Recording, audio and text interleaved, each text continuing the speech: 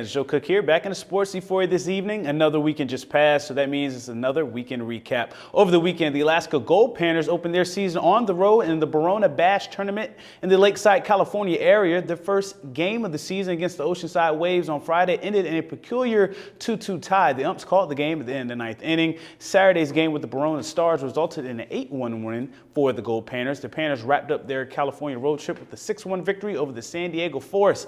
In the win, Fairbanks produced 14 hits. David Fletcher, a senior out of California Cypress Prep, went 2 of 4, 2 RBIs, and had 3 stolen bases to lead Fairbanks. Dylan Brock, a 34th round pick of the Milwaukee Brewers, went 2 for 3 with a double and an RBI for Fairbanks. The Gold Panthers continued their long road trip to start the season with 4 more road games. This Tuesday, they will face the Chugiak Chinooks on Loretta French Field. On Wednesday, they play at the Anchorage Bucks. And then on Thursday, they face the Matsu Miners in Palmer. On Friday, a final road game is against the Bucks in a non-league game. The Gold Panthers' first home game isn't until Sunday, the 16th, against the Fairbanks Brewers.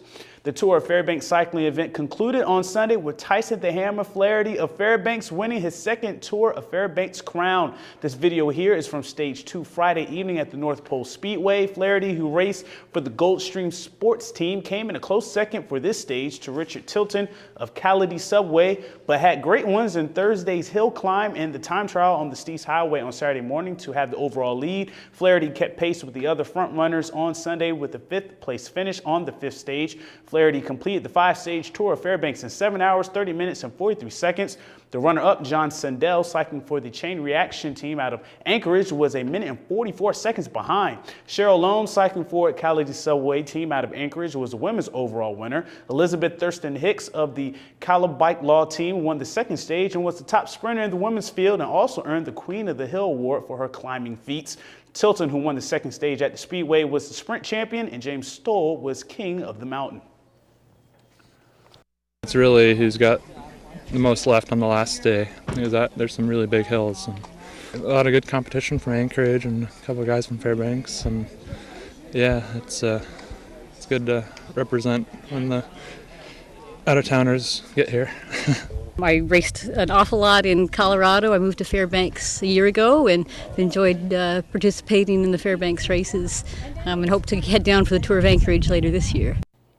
And now to some running. 14-year-old Keel Simon was the first place winner in Sunday's annual 5 and 10K run sponsored by Lulu's Bread and Bagels Bakehouse located in West Fairbanks. Simon, who will be running for the West Valley Wolfpack in the fall, is an avid runner who has finished near the top in a number of local races. Participants in the Bagel Run ran a flat 5K course, but not so much for the 10K, which had hills that climbed up to Chena Goldstream Fire Department, then descended through neighborhoods and trails to the start and finish line. Football season won't be in full swing for a couple of months, but the winds of change never take time off. After just 1 year, a new football coach will run the program at West Valley High School. Kyle Allison steps into the head coach's spot after the sudden departure of now former coach John Patterson. Now it's unknown just why Patterson stepped down, but Darrell Lewis caught up with West Valley Athletic Director Missy Paschal, who says departing was amicable and that Patterson will remain at the school in his other duties. Allison, who was an offensive coordinator for the Valley Boys and the 2003 West Valley graduate, and he also played quarterback for the West Valley football team. He says he's happy to be moving up and giving back to his alma mater. It's awesome, you know what I mean? I think everybody could, had the opportunity to come back and play for the alma mater. They would definitely do it, and I'm definitely loving it right now. So, and it kind of allows you to already have that ice broken, with them, and being able to just be part of the team and letting them know, I'm just one of the guys still, and they don't have to see a new face come through the door.